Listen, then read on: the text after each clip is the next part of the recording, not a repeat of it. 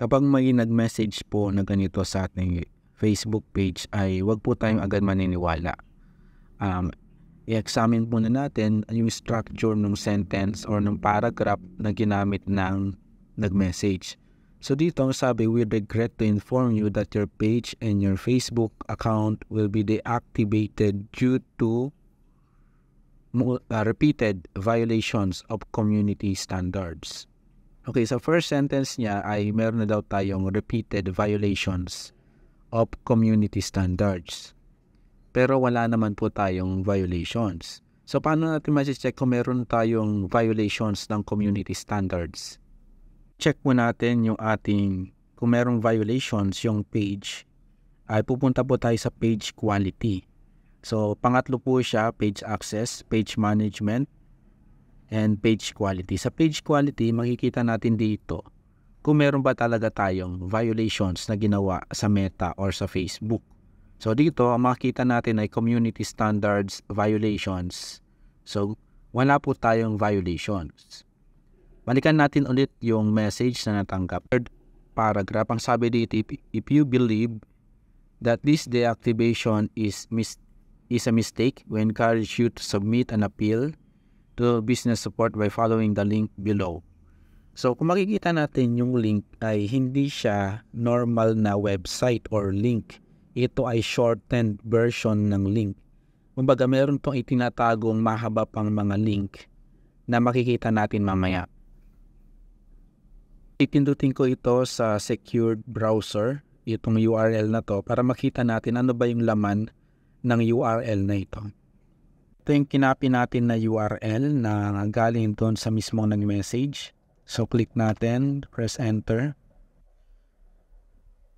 Okay, so kung mapapansin ninyo ay nag-iba yung kanyang URL. Naging Meta Black Help Center case 121.businesssuite communityhelp.website/security.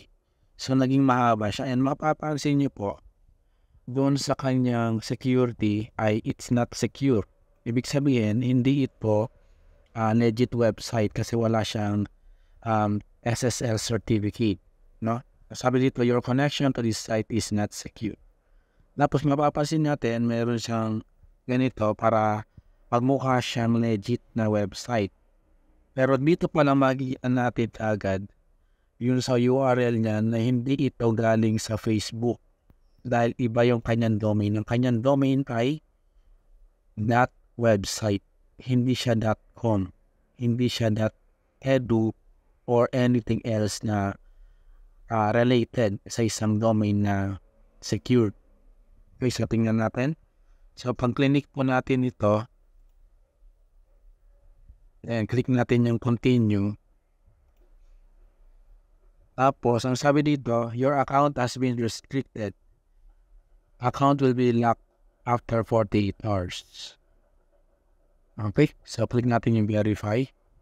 So dito ay makita natin meron siyang mga steps na pinapalagay at pinalalagay yung mga information mo. For example, email address, phone number, and password, which is hindi yan inihingi ng Facebook. At never na manghihingi ng email or password directly ang Meta para sa iyong proceed ng iyong violation. Then kung mapapansin natin yung nag-message dun sa Facebook page natin ay itong mga to. Isa sa mga ito ang nag-message sa atin, which is kapag nag-message siya sa atin ay automatic i-block niya tayo kagad para hindi natin makita yung kanyang profile.